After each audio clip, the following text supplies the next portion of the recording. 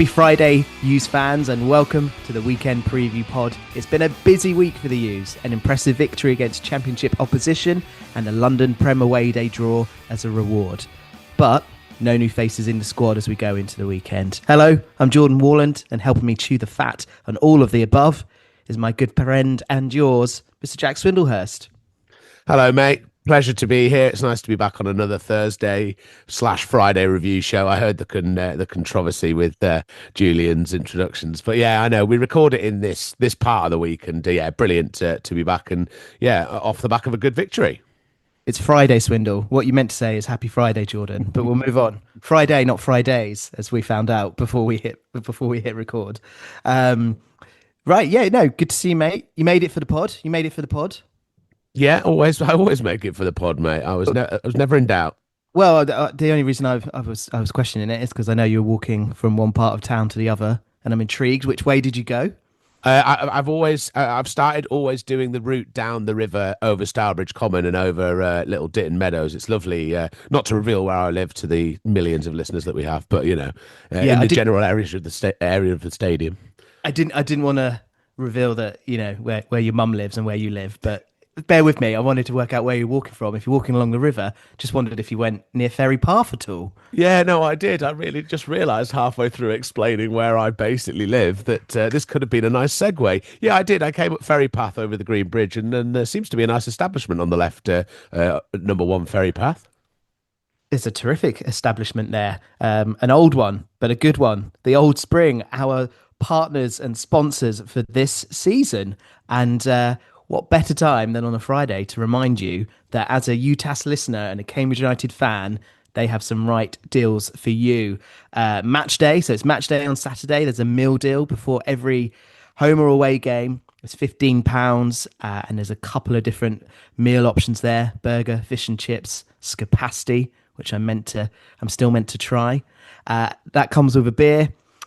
Saturday happy hour every Saturday, 5:30 to 6:30. So, post game finishing on Saturday, head on down there for half price beers. And then any time of the week, there is a ticket holder discount. So if you have a CUFC season ticket or a match ticket for the week or next week, so no rocking up with your old ticket stubs from like 4 years ago, Swindle. You get yourself a 10% discount on food and drink. That discount does not apply if you're already getting the Matchday Meal Deal or happy hour. That is just too much. It's a really generous offer, but there has to be some limits. So there we go. Sponsorship plug in.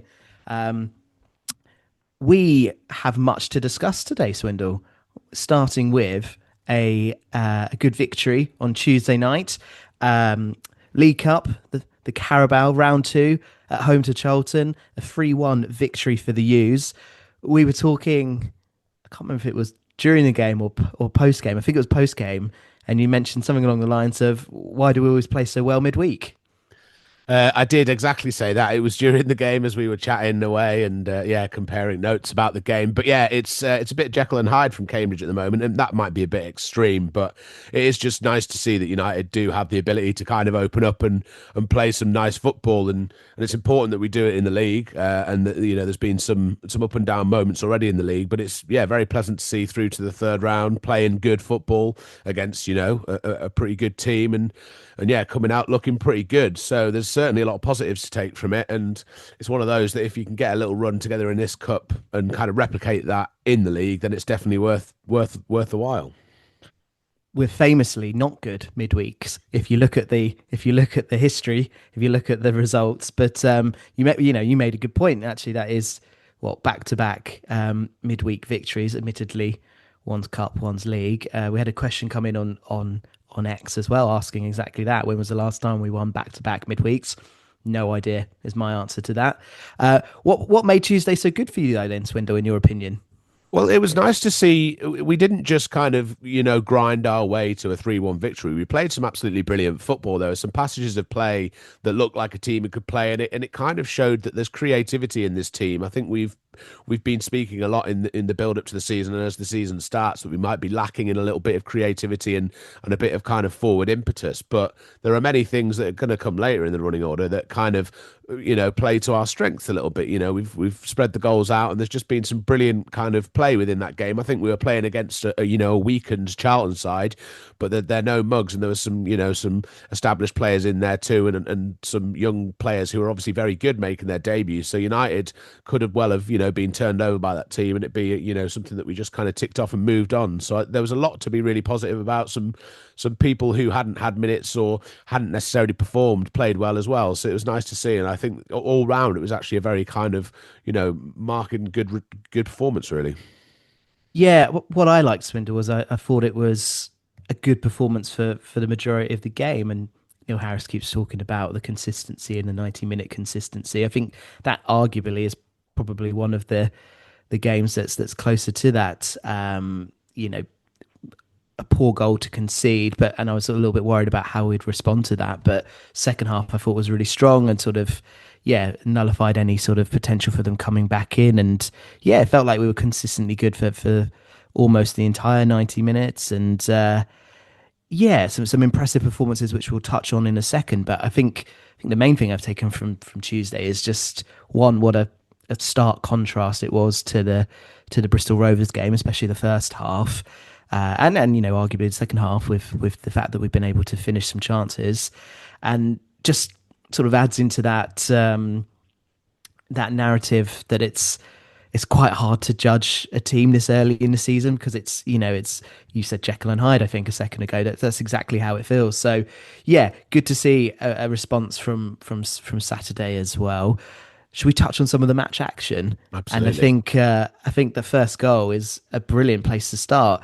Terrific move, this one, Swindle. Talk me through your thoughts on the Brophy goal. Yeah, I mean, it was just like slick football that we haven't really seen at the Abbey in the past few years. Really, I think in League One we kind of developed a bit of a brand of football that worked. I think we tried our luck for a lot of the time, and a lot of the goals were kind of rinse and repeat, would be from out wide, whipping it in, someone gets it or gets onto the second ball, and that's how we were scoring a lot of goals. I think there wasn't many from set pieces, and there wasn't many from long range. It was that kind of goal, but this was a slick move that started in our own half, one touch football, and Elias Kachunga has been getting it in the net from fans all season, and I think we've touched on it a million times. I think probably rightfully so. He hasn't been at his best level or the level he's required to be at, but I think he did well for the goal. He just did what we would need him to do, really, if we're going to keep him and he's going to be a player like that, to kind of get into that position and be able to cut it back and put it on a plate for someone, whoever that person is brilliant. And then, of course, for James Brophy to finish it off, it's a great thing. There's some wild stats flying around. James Brophy's first 100 and something games with 2 goals, and the last 17 he's got 6 in. I think the drop down is going to benefit him, but I think James Brophy is becoming more and more of an important player. And it is nice to see that kind of faith that's been given to him is being repaid now when we need it the most, really. So I think it was a really slick move. I think everyone was just kind of responsive. I think that kind of set the tone as well, because it was early in the game and it showed everyone was really on it. We've been sluggish at times this season, and that there was no evidence of that then. Yeah, another fast start, and one of the things that we could be accused of this season and also last season under Neil Harris was the fast start doesn't always necessarily come with a goal. So really good point that to get on top there and score that goal. Yeah, glad you mentioned Kachunga, because I thought he worked hard in that goal, as did Bradshaw and Knight as well. And he's had a difficult opening couple of weeks to the season, so good for him to sort of get an assist, and hopefully that can spur him on, like you say. And I think my final take on the first goal is it's the kind of finish that you've been wanting Brophy or our attacking forwards to be doing for years now. Sort of slightly delayed run into the box, so a little bit late to arrive, but perfect timing. Sweep the ball in across the keeper. Yeah, great finish. It's the kind of goal I've been crying out for Brophy to score for some time. Yeah, I think Brophy is really coming into his own as a footballer. I think when he first joined United, he was a bit like a kind of I can't remember what you call him. He was a bit like a Beyblade. You'd let him go, and he was just all over the shop. He was so. That's such a rubbish analogy. He was all over like a whirling dervish is the one I was thinking of. He was all over the place, just kind of not really knowing where he was. A lot of good energy, but not really conserving the energy or using it particularly well. And then of course no end product. So I think he's kind of refined his game. He's worked hard on that. I'm sure there's people behind the scenes that worked with him. But yeah, like you say, for him to be in that position and just timing the run at the right time. And there's been times where we've seen James Brophy in that position in front of goal, and he's either tried to pass it or he's missed it. But he's just gaining that confidence, and it was a good finish to a really lovely move. And as you and I both said, it just set the tone, and it was nice that United could actually push on. And push on we did. And we got a second goal not long after. Talk about capitalising win on top. I think one of the big things on Tuesday actually was we were just efficient in front of goal. We converted chances. We didn't necessarily have a lot more shots or a lot more better opportunities or big opportunities than compared to Charlton, but we were definitely more clinical. And the second goal was very clinical. And I opened the pod, Swindle, by saying, no new faces this week. The only new face we've had over the last couple of weeks of the transfer window is obviously Kylian Kouassi. What were your thoughts on his goal? Yeah, I think it was a good kind of mark of being aware, because the ball was, it was just kind of pinging about a bit and then suddenly came through and Kouassi was straight onto it. And I think it wasn't necessarily a ball that was meant purely to go through to him, but he reacted really quickly and effectively. And I think it was a really good kind of, forwards goal and finish. He took it through, cut back and good all strength, you got to do wasn't it? Yeah, and good strength and get that ball on target. And he did exactly that. I think, people can be quite kind of tempted to go across goal and end up, almost putting out for throw on the other side if you get too much on it the other way. And I think he just, kept it low and it was a really efficient finish. And I think, there's many points to be made about a player like Kouassi coming in, but if you can get a player like that playing and firing early on, then they could be a really dangerous player. So I think it's great that he got on the score sheet and kind of, got the monkey off his back. I'm stealing your schedule here, sorry mate, but yeah, after the miss on Saturday, it's nice that he can kind of get that put to one side, and also a really important goal at a really important time for us, because had we not doubled that lead, I'd very much doubt we would have gone through to the third round. Absolutely. Yeah, the question that you're stealing was just how important was it for him to get on the score sheet in any vein on Tuesday night, given the miss at the end of the Bristol game there. Tom and Julian spoke about it at length on the review pod. Wasn't much sympathy there for the situation. And I don't know, maybe I'm a little bit softer towards it, but yeah, it was still a big miss, a bad miss. So yeah, super important for him to get a bit more confidence in front of goal. First goal that he's scored for quite a while, I think. Yeah, definitely. And that's the other thing. I think when you're out of practice of scoring goals generally and something like that happens, it can completely destroy your confidence altogether. So like you say, I don't think it really matters what competition or what situation it was in. But saying that, it's brilliant that he kind of made that goal himself. That wasn't put on a plate for him. He really did have to do some hard work for that. So hopefully that does him the world of good. And, he can kind of come into the weekend, whether he, features whenever he features and feel more confident to make a difference. Can't go all our own way though, can it? We did concede on Tuesday night in the first half, just towards the end there. I'm interested to know your thoughts on this one. I don't want to go too negative, but we've talked a lot so far this year about soft goals. For our coconut tier subscribers, thank you for being subscribers, but there's an article that dropped this week, the Get Your Stats Right article. Ben Griffiths talks a lot about that in the article, the amount of chances that we've conceded versus the difficulty of them. So yeah, do have a read of that. But yeah, another one to add to the evidence case for this one, a soft goal. It was a loose pass from Brophy originally, then a few examples of people not closing down. Good hit for the shot, but maybe some questions over Eastwood and whether he could stop it or not. No, you're not having that? I don't know. There's so many elements to this goal, and getting really granular on it. I think we could dig out about 10 different United players.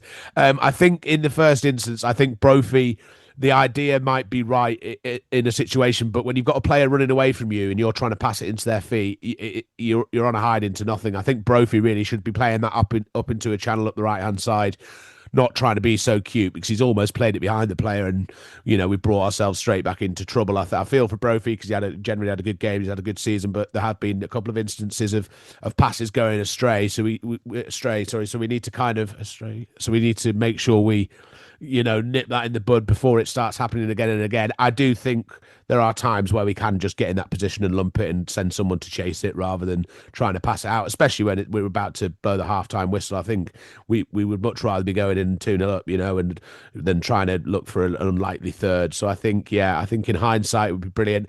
I think it's a bit of a shock to everyone who's probably on the front foot in the United shirt trying to go forward. As soon as the ball falls to the Charlton players' feet, everyone's now suddenly, flat-footed, and he's got the kind of the jurisdiction to push forward. I think it's a good strike, and I think it is moving away from the keeper.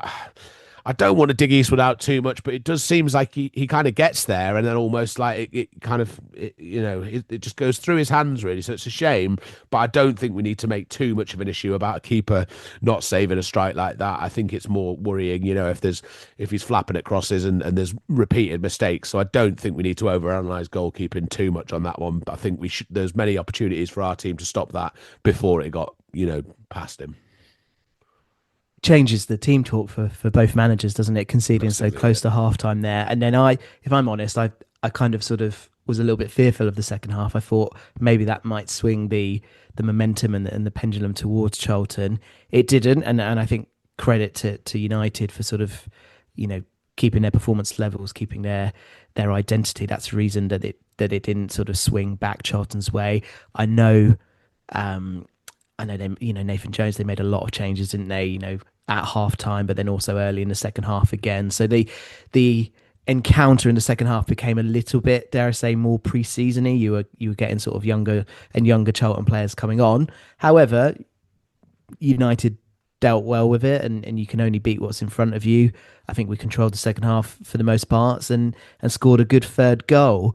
On that goal, kind of fitting that it was Zach Bradshaw that scored, because I thought he had a pretty impressive night on Tuesday.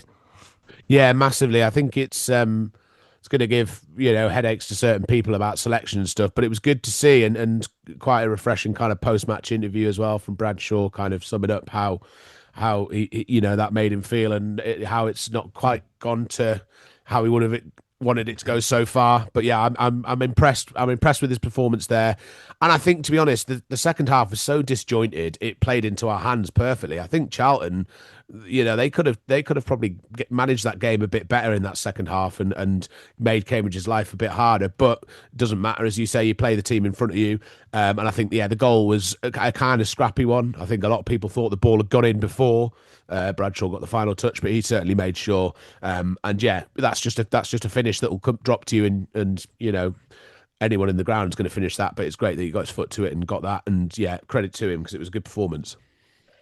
He played well in the first round away to Bristol, and then obviously hasn't appeared again since. Many sort of feel he's sort of unlucky to not get many appearances. I even think he sometimes hasn't been on the bench. Post match, well, actually, in the Thursday afternoon presser, Neil Harris was talking about how happy he was with the performance, and acknowledged that Bradshaw's had to be patient so far, and he talked about how he's showed signs of the player that he can become. Where are you in terms of thinking ahead to Saturday?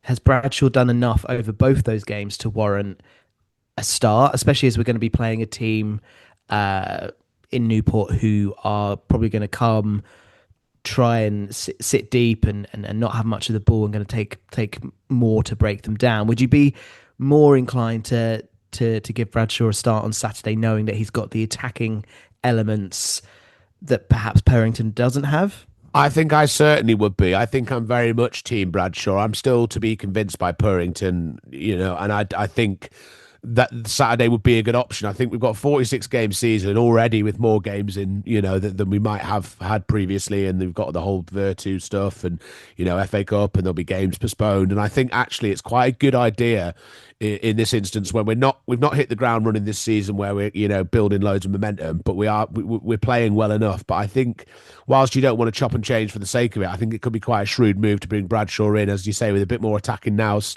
and, give him that chance to kind of prove himself. I think Purrington has, on a couple of occasions, really been exposed and not quite been up to it, and still much time for him to make his mark. But yeah, if in answer to your question, very long-winded way, I would start Zach Bradshaw on Saturday. Yeah.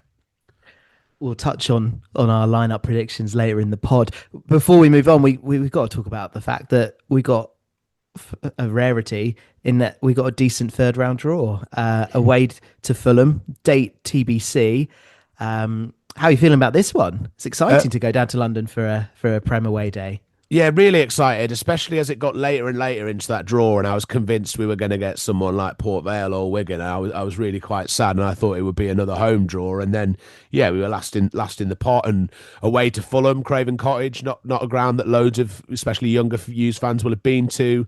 And yeah, brilliant. It'll be an interesting day out as against Premier League opposition. Fond memories for United fans in recent years of going to different, bigger, high-profile grounds. Of course, the Brentford penalty shootout was there, and then of course there was a little day up in Newcastle a few years ago in another cup competition that went down quite well. So it'll just be nice, a nice trip out for the U's, and this is what it's all about. We saw earlier in the week Grimsby beating Man U, and it's nice to see the lower league clubs kind of flying the flag in the League Cup, because the League Cup, especially compared to the FA Cup, seems to kind of almost just dismiss League Two and then League One clubs pretty regimentally. So to see a couple kind of push on a bit more is a good thing, and it's nice to be one of them, and nice to get a good trip down to Fulham. Yeah, I mean, it was nice to see Grimsby win. Always nice to see Man United slip up. It's still not funny that they're a terrible team. So I'm enjoying that. My only downside is that obviously did delay the draw. I was kind of bummed out by that. It had to take a while to get going. But there were a lot of tired men, both with kids like yourself and without, of a certain age, who were really quite annoyed by how long that penalty shootout went out, because we wanted to go to bed. I know. Normally, I love penalties when it's not a team that you're got a connection to or following to. Like normally, I'm bang up for it, but once it got sort of round again, I was like, Jesus, let's knock this on the head, shall we? Yeah, great stuff. Okay, so yeah, much more Carabao discussions to be had on the pod, because we'll be looking forward to that third round game. Got a few league games before then, though, Swindle, starting on Saturday as we welcome Newport to the Cladara Abbey Stadium. Swindle, should we listen to your fan preview? Go on then. Right then, news fans, I'm joined by Ed from the 1912 Exiles Newport County podcast. Ed, thanks for joining us. No problem. Nice to be here. Thanks very much.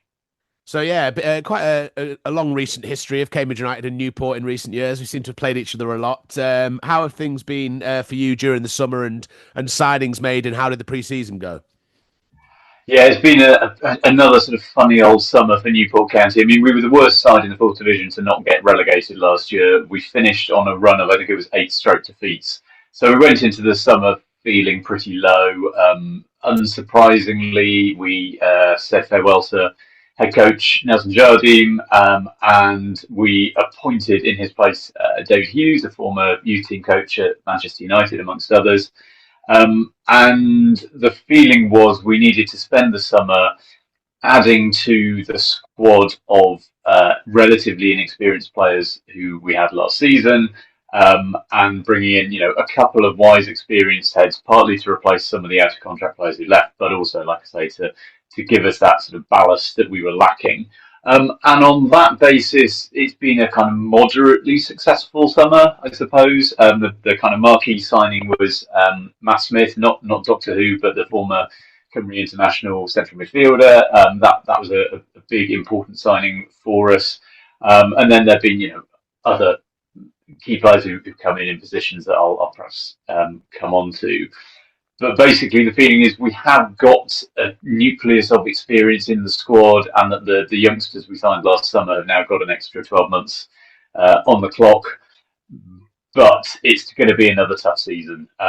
And the kind of initial run of games we had were potentially quite tough ones. And, we've managed one win and one draw, but I think there is a strong feeling that we really need to get a home win under our belts before too long, and to keep sort of accumulating points so that we don't get sucked into a second consecutive relegation battle.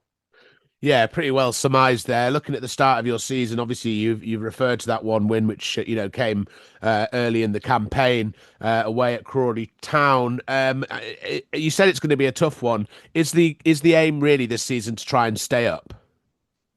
Yeah, I mean, Newport County are humble enough that we always start the season go, right, where can we get 40 points from, and then where do we go from there?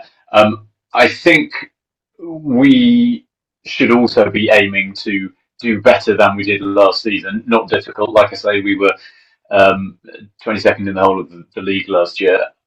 But, under the relatively new chairmanship of Hugh Jenkins, former Swansea City owner, there is a kind of ethos that we should improve year on year. Last year was kind of the first full year of that, and we stayed up just about. This year we want to see some progress, not just in terms of finishing a bit higher, but actually seeing a coherent plan tactically on the pitch, which was lacking at times last year. And I think so far the signs are good that, Di Hughes, despite perhaps having a squad that is a work in progress, I think he has embedded a stronger tactical mindset, particularly in defence, which was a real problem last year.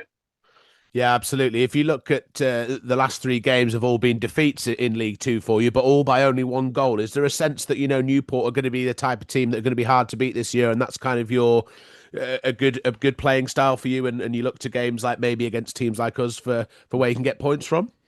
Yeah, exactly. You took the words right out of my mouth. The DNA, the ethos is hard to beat, those three words. And yeah, even in games against, the likes of franchise, teams with big budgets, we have only just slipped by the odd goal. There've been other games like the defeat to Salford where, on another day, we might have come away with a point or even three. So last year we were sometimes getting hammered in games. This season, I don't think we will see that. I think we will push teams very, very hard. We had a game, all right, it's the League Cup, and it was against a Millwall team that perhaps didn't have all its first team players in action, but neither did we, and we gave them a really good game. So I think we will compete. Like I say, we've got a tricky opening month, 6 weeks, maybe even 2 months of the season. I think once we get to October, you look at our fixtures in October, that's where we'll really see, right, how good is this side? And if we get to bonfire night and we've accumulated some points and we've found our rhythm, then I think there'll be some optimism at last back in Southeast Wales. Yeah, absolutely. Well put. So if we look ahead then to the game, and before we kind of make outlandish predictions and look ahead to the game itself, if we're looking at Newport County's squad, as you said, you've made some signings in the summer. Who would be a couple of players that you'd want Hughes fans to look out for? Okay, I'll give you three: a defender, a midfielder, and an attacker. So in defence, we signed from Haverfordwest Lee Jenkins. We have this kind of conveyor belt now of Cymru League players who come to us as their first sort of step into professional full-time men's football, and some of them go on and do very well, and some of them don't quite make the level. All the indications so far are that Lee Jenkins, the tank, a kind of right-sided centre-back, looks the part. He's big, he's strong. I don't know what your policy on swearing is, but he's a bit of an S-house, and can mix it up. We like the look of him. He seems very much a Newport County player. So he's a good one that perhaps fills a gap in the squad. I've already mentioned Matt Smith, former Cymru international, central midfielder, brings us a bit of experience and a bit of know-how in the middle of the park, which we didn't have before. I think he is going to make us tick in midfield. I don't think it's quite slipped into gear for him yet, but there have been some good moments in games, but it's seeing it consistently, and I think that's coming once we've got the right people around him. And then my personal favourite is up front, so Michael Reindorf, who we have on a season-long loan from Cardiff City. Big, strong, powerful, athletic, knows where the goal is, It's early days for him, but I think once he starts to hit his straps, he's going to score goals in this team. We need to find the right partner for him, and the service hasn't quite clicked yet. But when it does, and I think it will, I think he's going to be maybe not prolific because of our relative size and stature, but I think he will be a very, very solid asset at this level. Yeah, really good insight there, and good to hear about some of the players we might be coming up against. As far as style of play is concerned, I know it's early in the season and some teams are still kind of finding their feet and ingraining new players. What kind of style of play can we expect from Newport?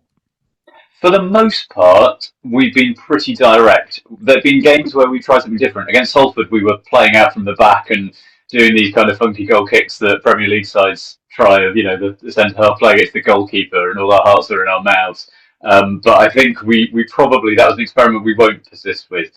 Most of it seems to be fairly direct, not kind of lumping it up to a big man direct, but using the wingers. That's the key thing for us, is the wingers or the wing backs, as is more usually the case. Getting it wide, beating a player, getting a cross in. That seems to be where we're going. I think most of us are quite comfortable with that. I think that probably plays to the strengths of the squad. So it really comes down to our wing play. If you can nullify the threat on the wings, then we then have to see what quality we've got in the middle of the field, and that is sometimes a little bit patchy. But that's probably the things to look out for. How good are your fullbacks would be my question to you. Yeah, the jury's still out on all of our team. We've been so indifferent, good at bad at weekends, and good in the week, it seems, at the moment. So we're still finding our feet again in League Two. We've somehow made ourselves into the third round of the League Cup, so a trip to Fulham Beckham's. But honestly, I don't know which Cambridge United will turn up on Saturday. It'll be the Jekyll or the Hyde, and we'll see. Right, looking ahead to the game then, Ed. How do you feel it's going to go, and what do you think the final score and result's going to be? Well, I have a slightly cautious, optimistic feel about this, and I'll tell you why. So when the fixtures came out, everyone looked at me and went, "Oh God, we got to play Notts County, we got to play Grimsby, we got to play Franchise. They're all going to be gunning for promotion, and we've got to play Crawley and Cambridge, who've just come down." Now, my riposte to that was the sides who come down. It usually takes until about October, November to turn the momentum tanker around a little bit. I have no doubt that well, certainly Cambridge, perhaps not Crawley, but I do think Cambridge will be a good, solid top half side this season. But the experience is always that it takes a few months for sides who come down to just get that confidence back. So I didn't think those would be the toughest games in there. I thought Notts County would be tricky. We got a point from that. Franchise are the big spenders, and they did get a win, but only just. I think we are a better side than most people think. I think playing the relegated sides in August is better than playing them in December. Sure. So I think we could get a point. I think that should be what we go there aiming for. We managed to get 3 at Crawley. I think Cambridge will be a slightly better standard of opposition than they were, but I think we can come away with a point. So I'm going to say 1-1. I think Reindorf is going to get a goal and start firing, because all the signs are there that he's banging on the door. Well, brilliant stuff. Listen, Ed, it's been great to speak to you, and we look forward to welcoming you on Saturday and making the trip to Wales in the new year. Yeah, look forward to speaking to you again then. Nice one. Thank you very much, Ed, from the 1912 Exiles podcast. And Swindle, of course, a big thank you to you always. What's the mood like at Newport at the moment? What sort of vibes were you picking up in your chat with Ed?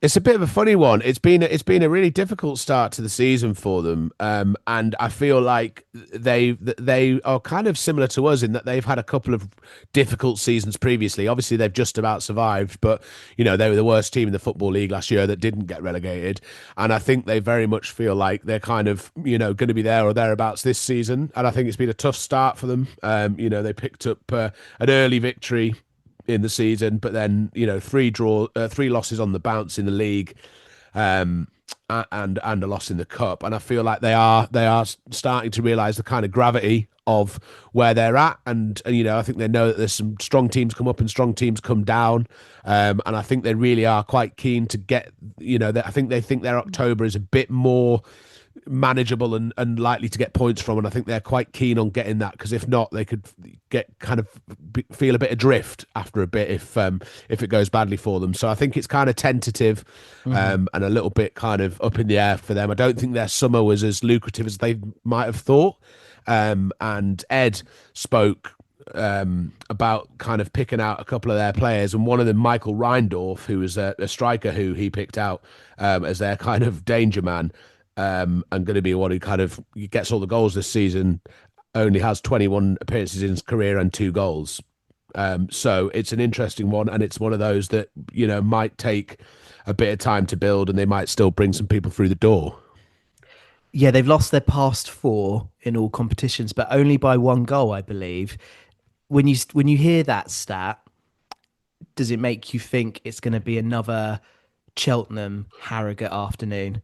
Well, exactly that. And I put that question to Ed, and he said, yeah, those 3 words that I used in my question were hard to beat. And he says that's what they're doing. They're becoming this kind of grinding team and making lives difficult. And I think there were a couple of instances in these games that they lost, especially the Salford one, I think, was one that they kind of highlighted. And losing 94th minute to Grimsby, I think they were there or thereabouts in these games and making teams' lives difficult. So you've referenced that Harrogate game. And it could definitely be something similar to that. And, a narrow one like Cheltenham where, it's kind of nip or tuck, and they might kind of sit back for a while, but then they'll absorb it and make lives difficult. And these teams are always difficult on the break as well. So they're not a team to be underestimated. In the presser, Neil Harris was asked about the fact that we've had 7 different goal scorers. And he talked about being happy with the creative force and so forth, said we could have scored more, which I think is very true, especially when you think about those Cheltenham and Harrogate games. Is there a world, Swindle, where the fact that we scored 3 goals on Tuesday night makes you feel more confident about Saturday?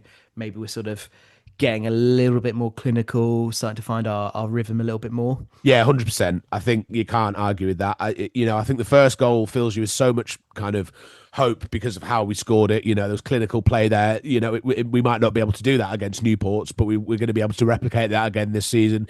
And again, Kouassi's goal, it's Kouassi this time, and it might be someone else kind of taking the initiative into their own hands and having the confidence to do that, to kind of use your strength, cut inside and strike. And I think, people in the right place at the right time, with Bradshaw. So I think 3 different goals in their very nature, but all really kind of confidence inducing. And the fact that it was 3, we've not seen Cambridge United score 3 goals many times in a game in the past few seasons. So yeah, it's nice to see that. And it would be fantastic if they could do that again on Saturday. But I think most fans, if you ask them, 100% honestly, would take a victory in any form on Saturday. It's one of those you really don't want to lose or draw, but it's never as easy as that when you get out on the pitch. Let's look at other things that were discussed in the presser then, Swindle. Neil Harris talked about being happy with the start so far. He thought it was a positive start to the season, but would like more points.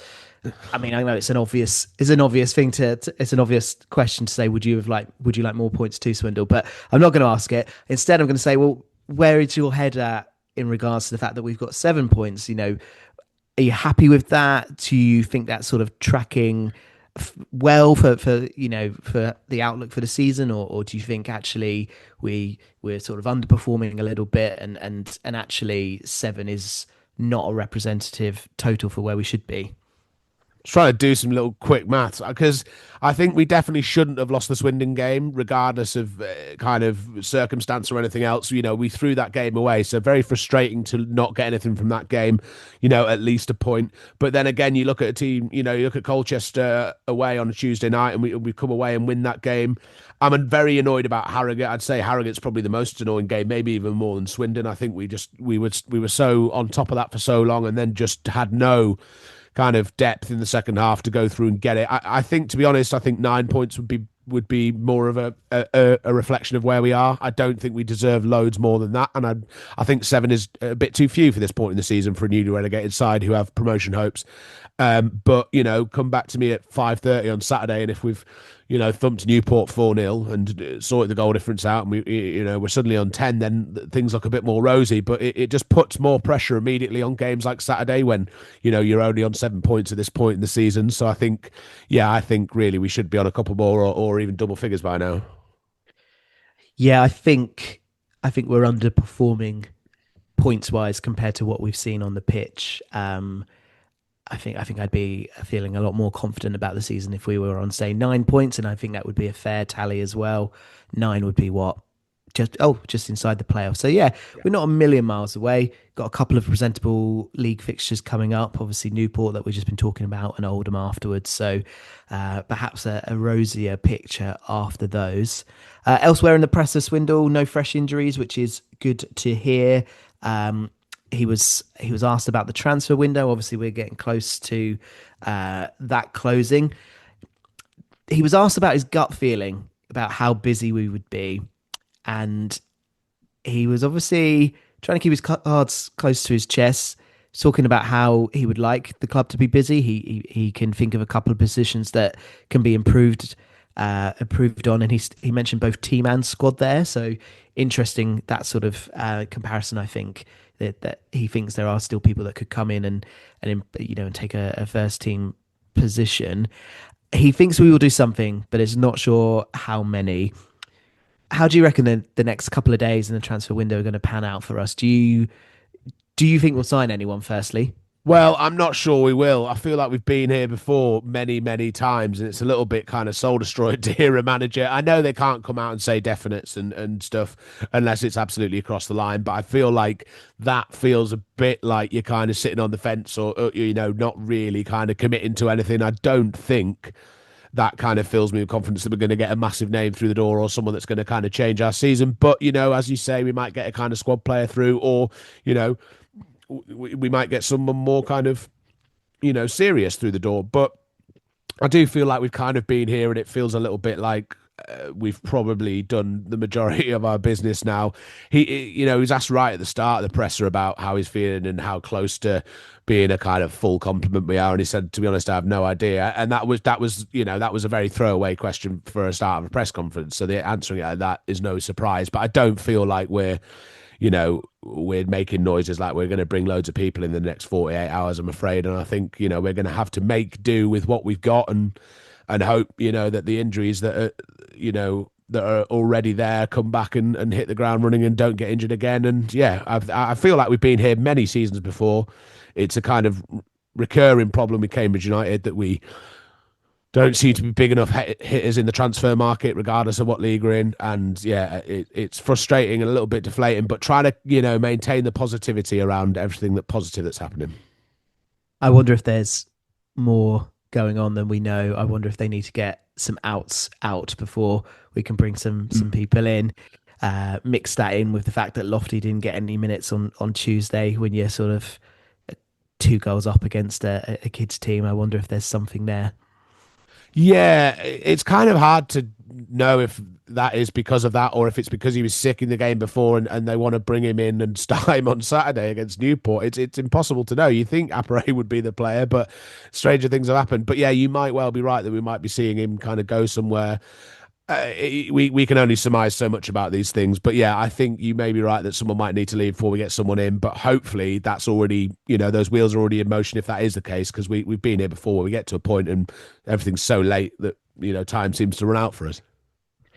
Yeah, you know me, I love to speculate. Finally, some info from the presser, which I think will sit nicely with you. Neil Harris has enjoyed some nice family time in the fair city of Cambridge this week. A rare day off or 2 days off, it sounded like. Has even been punting, which of course is your background, mate. You and Julian, former River Rats. So yeah. Yeah, I can imagine that would be a nice way to spend a week. I can't really imagine how he's got the time when he's been managing a midweek cup game and there's transfer talks going on. I imagine he must have been on a phone a lot of the time, or I hope he was anyway. But no, good on him for getting out there and experiencing Cambridge's finer throws, and I'm sure he was very welcome and well looked after on the river, unless he went with Scudamores. No, I'm joking. You couldn't resist, mate. You couldn't resist a dig at Scuds. How do you see Saturday panning out then, Swindle? What would you do lineup wise to start with? Yeah, it's the $1 million question. I think it's going to be an interesting one, and I think Newport will be quite up for it. I think they have kind of got a bit of momentum going in their own heads, if nothing else, and like they've kind of earmarking this as a game to go for. It's an interesting one, really, about kind of personnel and who we get in. So Job is.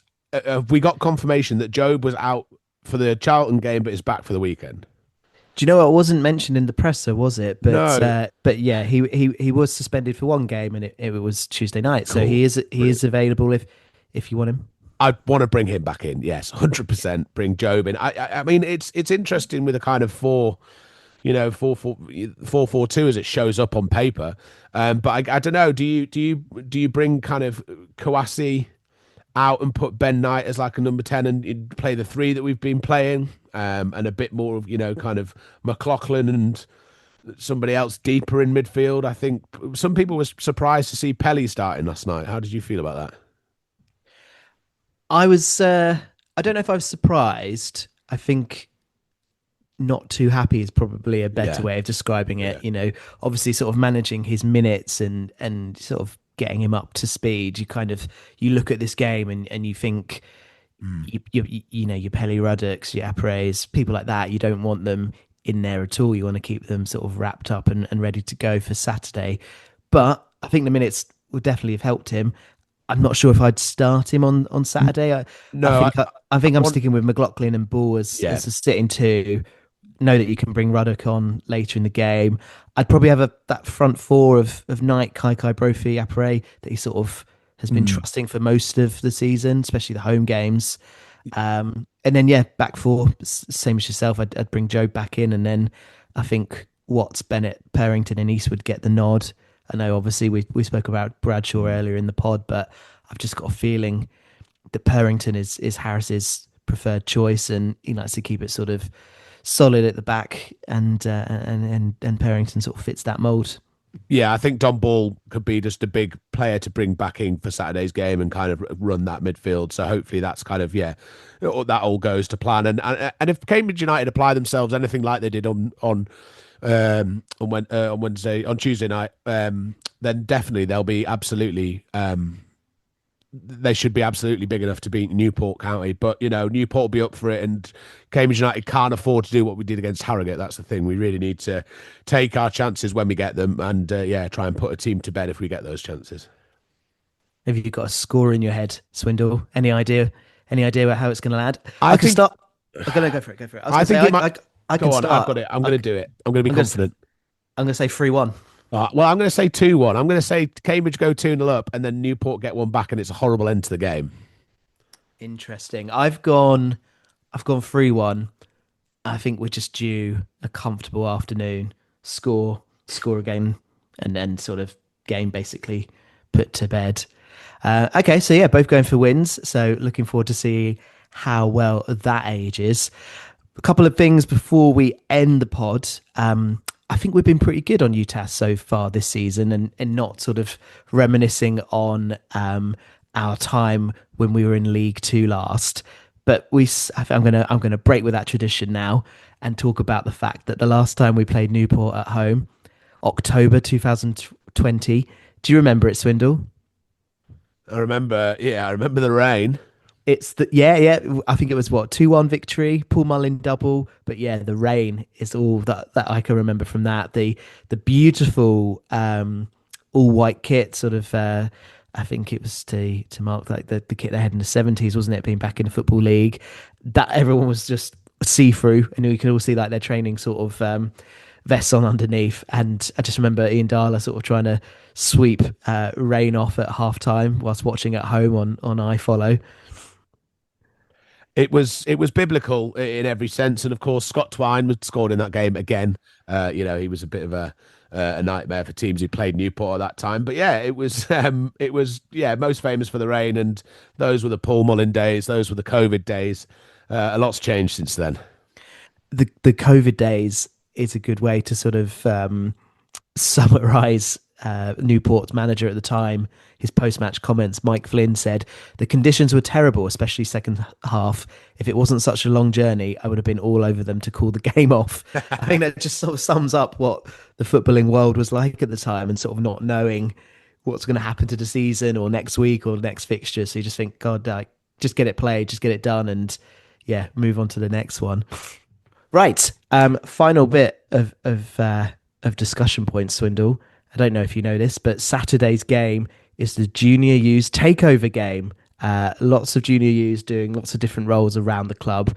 And UTAS fan Emily is going to be taking over the social media. So on behalf of all of us at UTAS, have a great day. You're going to smash it. Enjoy it. My advice: just don't look at Swindle's and Tom Walker's X accounts to get any inspiration on how to be on social media. Yeah, no, good luck, Emily. And yeah, remember Jordan's message, please. Brilliant. Swindle, I will see you after the game for Saturday happy hour at our sponsors, the Old Spring. Every Saturday, 5:30 to 6:30, half price beers, celebrating a victory. Thanks for listening, everyone.